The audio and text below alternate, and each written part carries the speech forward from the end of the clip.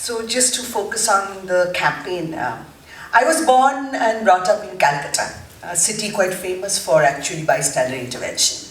I remember, I was in college, coming back home in a crowded tram. I was standing in front of the ladies' compartment. There used to be segregated compartments, sections.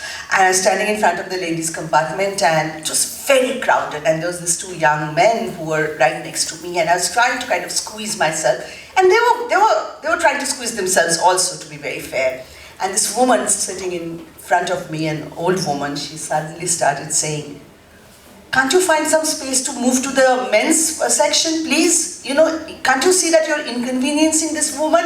And I tried to say, no, it's all right, it's very crowded. She said, no, it's not all right, They can find some space. And then, true to Calcutta character, other people started saying, move over here, come over here, there's space here, That was my first experience of what actually a bystander intervention can look like. I don't think Calcutta is still that much sensitive to it, but I have hope. So just to give you a little history of bystander intervention, started out in US campuses. It started out as a measure to intervene against sexual harassment in college campuses. And there's been 20 years it's been there, there's been a lot of research on that.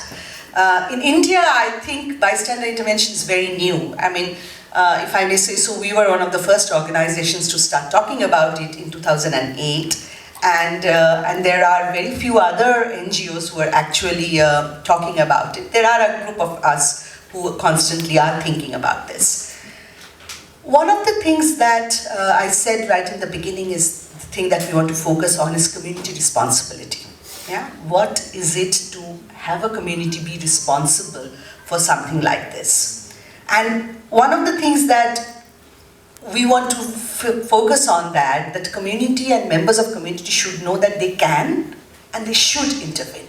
It's not risky. It is risky when you come to think about it, but it is not, that shouldn't stop yourself. You have to assess the situation and see where you can intervene. As I said, there's no really actually data on how many women get sexually harassed in public places every year. In, I think, 2013-14, we did a small study to see how many in the city of Delhi. And we found that, there was 99% of women have been actually sexually harassed at some time or the other. When we talk about sexual harassment, it's not just always physical. It's catcalls, it's whistling, it's looking at a woman in a certain way in a public space. It could be touching, inappropriate touching, or touching without permission, and then the whole gamut of sexual assault, sexual violence, and all of that comes in. But small actions, which we normalize, we say, these are boys, they will whistle, or these are boys, they will do catcalls, We normalize this constantly, but it is not accepted behavior, and there is a way in which people can stand up and say, this is not acceptable.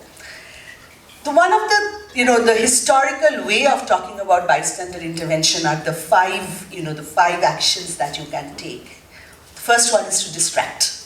Talk about something else, you spill a coffee, you spill change, you step on somebody's toes, and just create a kind of a mess in which the perpetrator kind of gets distracted.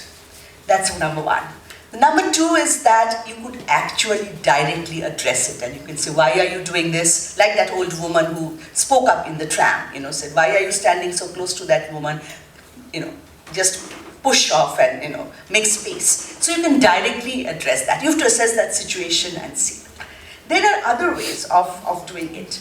And it's like, you can also delegate. You can call a police. You can call I was traveling in a train many years ago, and there was an incident where we stopped this train at some point and called the railway police, and they refused to come, saying this is not within our purview, we don't know what has happened. But you can always call the police or call some help or call other people.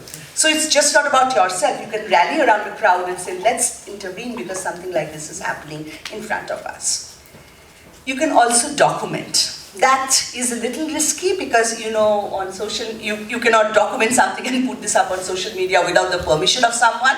But if there is a scope of saying that, can I document this, because that thing can be used as evidence for that, for the victim that is going through, who's going through that. So you can also do that. The other thing is delay, which is, you know, a victim of bystander intervention always goes through some kind of trauma. So, you know, you can always ask, can I take you somewhere? Can I help you with something? Can I share resources? Like, I have a cab, I can drop you somewhere, I have some money, do you want some money? I have a phone, do you want to make a phone call? So there is a whole range of post-incident things that you can actually do. So these are historically things that people have tried to do. Why aren't we encouraged to, you know, intervene? We feel, first of all, we feel it's not our position to intervene. This is not my problem. It is her problem. She's going through it. Why should I intervene in that? Yeah. We also don't intervene because we find it risky. Yeah, we find it, you know, what if the victim, what if the perpetrators then, you know, starts kind of, you know, against me, and then, you know, where will I be with that? It's not my business. I don't want to go to the police station. So, So with this campaign, what we are going to do is actually draw attention to this issue. We're encouraging people to actually intervene, and we're encouraging people to share those stories on the platform that we are now creating. The microsite will be up, I think, by tomorrow, and the campaign will formally launch on 8th March, which is International Women's Day.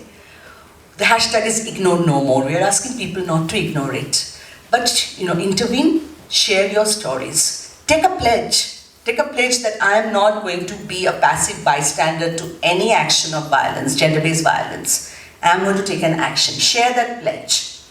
We just want to take it beyond awareness, beyond sensitization, to actually see people who are taking action. We want to create role models who have taken action, and we want to kind of put them up there. We want to share their stories saying, look, ABC took action. What's stopping you from doing that? Yeah.